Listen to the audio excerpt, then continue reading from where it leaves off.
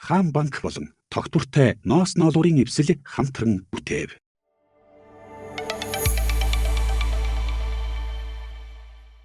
Үр төлбөрөө удирдах зөвлөмжүүд. Хүмүүсийн амьдралд санхүүгийн бэрхшээл тохиолдох үе байдаг. Зарим нь орлого сайтай ч гэсэн өрөнд орсон хിവэр байгаад байхад зарим хүмүүс бага орлоготой ч гэсэн амар тайван зээлгүй амьдарч чаддаг. Ялгаа нь юунда байдаг вэ? Та юу гэж бодож байна? Санхүүгийн алхам сэдвт сургалтаараа та бүхэндээ өрийн удирдлагын талаарх агуулгыг хүргэх гэж байна.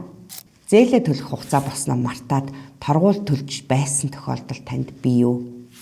Багаар авсан зээл маань хуримтлагдаад өндөр дүнтэй санхүүгийн дарамтыг танд учруулж байв уу? Орлого нэмэгдээд байгаа ч гэсэндээ өр төлбөр маань буурахгүй байгаа юм тохиолдолд танд танил сонсогдож байна уу? Танд эдгээр нөхцлүүд хэрвээ танил сонсогдож байвал энэ удаагийн хичээлд та анхаарлаа хандуулаарай. Энэ удаагийн хичээлээрээ та бүхэнтэйгээ хүмүүс өөртөө харьцахдаа нийтлэг гаргадаг алдаануудыг, төлбөрөө төлөх логик дараалал, ухаалаг алхмуудыг цаашлаад өрөөс чөлөөлөгдөж санхүүгийнхаа хувьд илүү үр дүнтэй байх боломжуудыг тайлбарлах болно. Нийтлэг санхүүгийн алдаанууд. Хүмүүс санхүүгийн хувьд дараах 5 алдааг нийтлэг гаргах магадлалтай байдаг гэж үздэг. Хамгийн ихний алдаа бол зорилгогүй хэрэглээтэй холбоотой. Өнөөдрийн сэтгэл хөдлөлтөд автаж хүмүүс худалдан авалт хийдэг. Ингэснээрээ төлөвлөгдөөгүй хэрэглээ маань хуримтлалыг бууруулж зээлийн дарамтанд оруулах нөхцөлийг бүрдүүлдэг. Хоёр дахь алдаа бол орлогоос давсан амьдралын юм аягтай холбоотой. Орлого нэмэгдсэн ч гэсэн хэрэглээгийн хүмүүс давхар нэмэгдүүлсээр байдаг. Ингэснээрээ хуримтлал үүсгэх боломжуудаа алдсан байдаг. Дараагийн алдаа бол бүртгэл тооцоогүй байдалтай холбоотой. Хүмүүс орлого зардлаа хөтлөхгүй явснараа хяналт суларч тооцоолоогүй шийдвэрүүдэд хүргэх юм магадлалтай байдаг. Дөрөв дахь алдаа бол яаралтай сангүй байхтай холбоотой. Хүмүүс гинтийн нөхцөлд хуримтлалгүйгээсээ болоод зээлээр шийдэх тэм шаардлагууд үүсэж идэг. Дараагийн алдаа бол санхүүгийн мэдээлэлгүй шийдвэр гаргах явдал байдаг.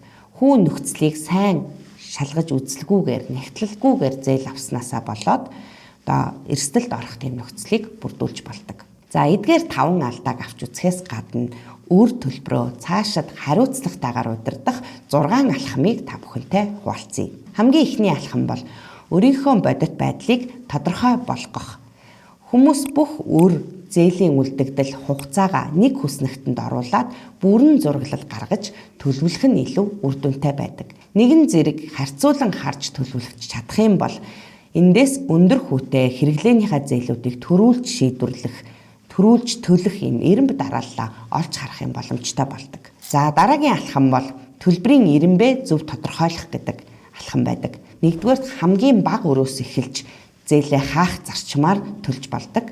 Эсвэл хамгийн өндөр хүүтэй зээлээсээ эхэлж төлөх гэдэг байдлаар эренбэлж бас болох юм.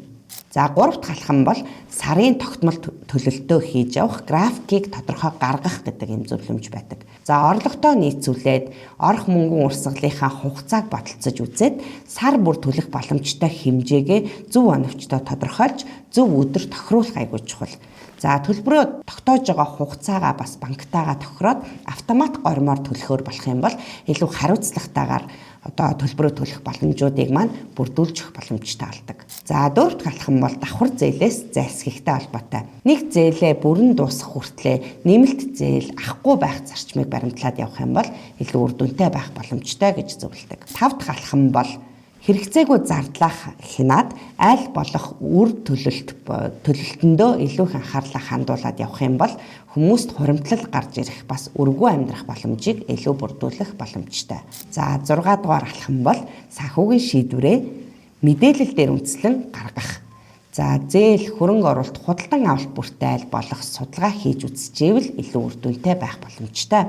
Хамгийн чухал нь хүмүүс өөрийнхөө үр төлбөрийг маш сайн ойлгох хэрэгтэй. Зээлтэй амьдрах гэдэг бол айдас юусоо бол биш.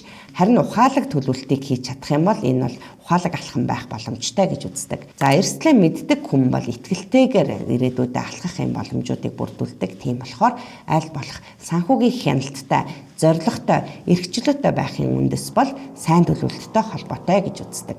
Санхүүгийн эрхчлөө гэж ярьдаг бидний энэ ойлголт бол маш өчүүхэн алхмаас эхэлдэг.